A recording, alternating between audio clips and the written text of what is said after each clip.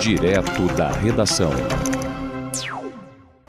O ministro do Supremo Tribunal Federal, Alexandre de Moraes, suspendeu decretos do imposto sobre operações financeiras e marcou uma conciliação entre o governo federal e o Congresso e a Câmara dos Deputados.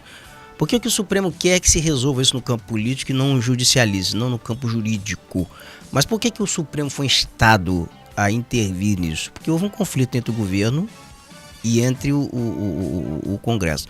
Aqui só para a gente explicar em miúdos aqui o que isso quer dizer, para que as pessoas entendam, assim, pelo menos de forma assim, o mais didático possível.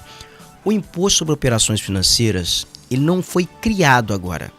Ele existe desde 1966. Ele foi criado pelo Marechal Presidente da República Castelo Branco. Foi o primeiro presidente militar, né, no ciclo militar. Em 1994, o então presidente Itamar Franco, ele baixou uma medida provisória regulamentando a aplicação, inserindo ali novos tópicos, regulamentando o imposto sobre operações financeiras. E nessa regulamentação, está lá no artigo 5º, ele autoriza o governo a aumentar ou baixar a chamada alíquota. Então o governo pode aumentar e baixar por meio de portaria, por meio de decreto.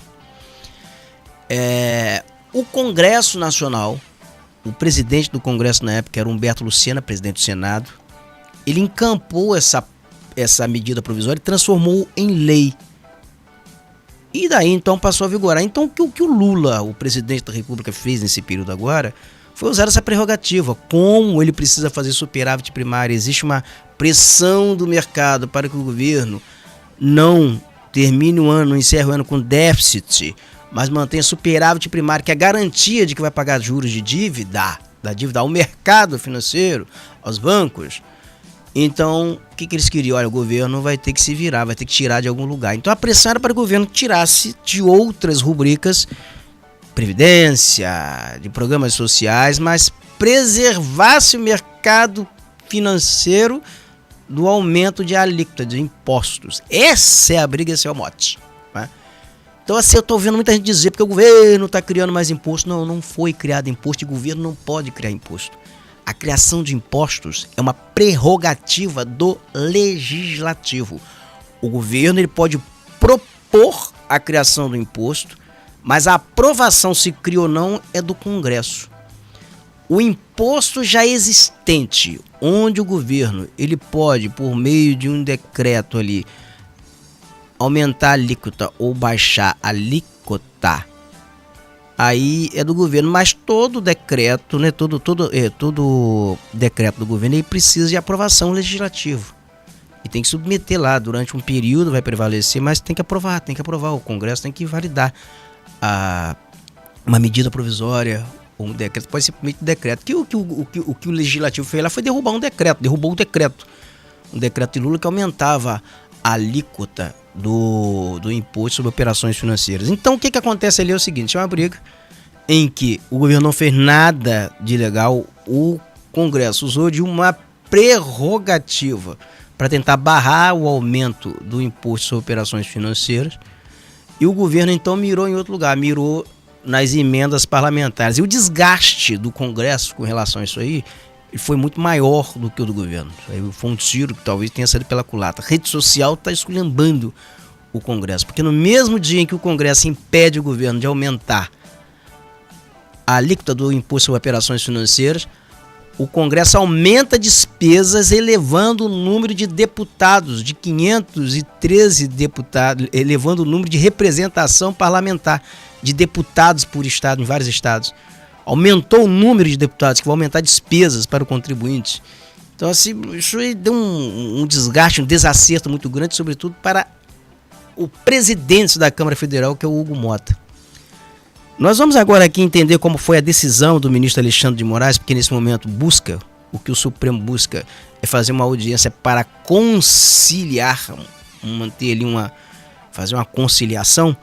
Nós vamos entender agora na reportagem de Kelly Oliveira. O ministro Alexandre de Moraes zerou essa conta, não deu ganho de causa nem para o Congresso, nem para o governo, suspendeu todas as decisões anteriores relativas ao IOF, pelo menos até o dia 15, quando deve ocorrer essa audiência de conciliação.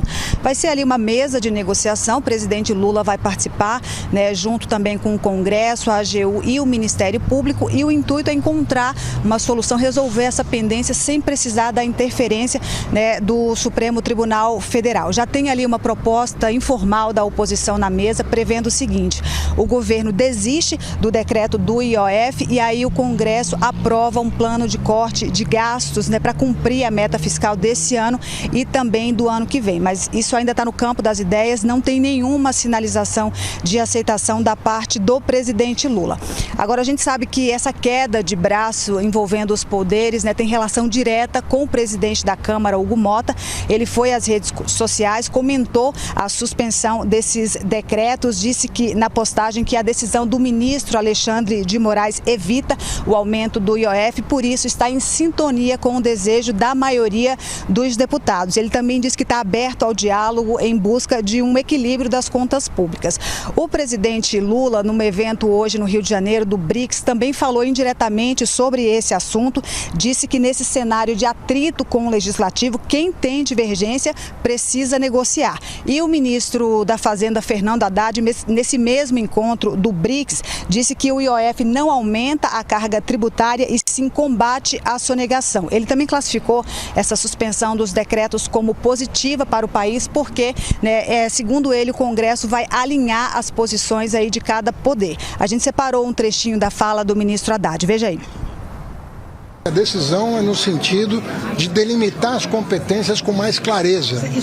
Quanto mais clareza nós tivermos sobre as competências constitucionais de cada poder, mais tranquilamente um presidente vai poder governar, obviamente que subordinado às leis do país. As pessoas que estavam usando as operações financeiras de maneira indevida foram bloqueadas pelo decreto. Isso tem finalidade regulatória, com repercussão arrecadatória, como todo combate à sonegação. Toda vez que você combater sonegação, você vai ter uma consequência arrecadatória, mas você vai deixar de combater a sonegação por causa disso? São pessoas que deveriam estar pagando e não estão. É diferente de você aumentar a alíquota de quem está pagando.